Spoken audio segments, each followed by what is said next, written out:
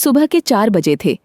अचानक फोन की घंटी ने मेरी नींद को तोड़ने में कोई कसर नहीं छोड़ी। सुबह के 4 बजे फोन आना किसी अनहोनी घटना के होने की ओर इशारा होता है।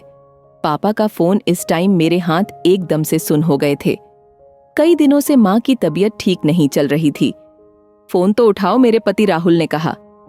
हेलो पापा, बेटा जितनी जल्दी हो सके आ जाओ। क्या हुआ पापा? माँ ठीक तो है? मैंने नम आंखों से कहा। आ जाओ, पापा ने ये कहते हुए फोन रख दिया था। मैं फूट फूट कर रोने लगी।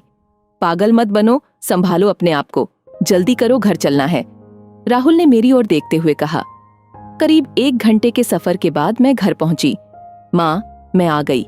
माँ ने मुश्किल से आंखें खोल के मेरी ओर देखा। बेटा तू ठीक तो है? ये माँ ही पूछ सकती है। खुद जिंदगी और मौत से जूझ रही है और अब भी अपनी औलाद की चिंता है।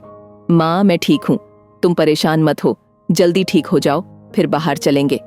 बेटा मुझको पता है मेरे पास ज्यादा समय नहीं है। ये बोलते हुए माँ ने मेरे हाथ में एक लेटर पकड़ा दिया। ये क्या है?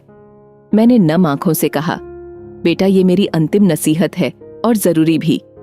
अंतिम शब्द सुनकर मैं अपने आप पर से काबू खो चुकी थी। माँ से लिपटकर फूट फूट कर रोने लगी। पापा ने मेरे कंधे पर हाथ रखा। बेटा बस कर, वो जा चुकी है। आज मेरी सहेली, मेरी शिक्षक, मेरी माँ मुझको छोड़कर जा चुकी थी। ऐसा लगा मेरे शरीर का कुछ हिस्सा मुझसे अलग हो चुका था। अंतिम संस्कार के बाद मैंने माँ का लेटर खोला। लिखा था, मेरी प्यारी बेटी, जब तुम ये लेटर पढ़ रही होगी तब मैं शारीरिक रूप से तुमसे अलग हो चुकी होंगी, लेकिन मेरी सीख, मेरे संस्कार हमेशा तुम्हें मेरे होने का आभास दिलाते रहेंगे। मेरी 3 नसीहत है। पहला, माँ बाप के बाद मायका भैया और भाभी से होता है, कभी लेने और देने के बीच प्यार को मत आने देना। दूसरा, तुम ऐसी बनना जैसे तुम अपनी बेटी को बनाना चाहती हो, क्योंकि तुम आने वाली माँ हो, मैं बीते हुए कल की बेटी।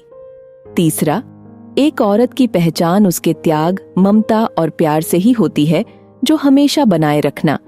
अगले जन्म में मैं तुम्हारी बेटी बन के आना चाहती हूँ। तुम में आने वाली माँ देखना चाहती हूँ। तुम्हारी माँ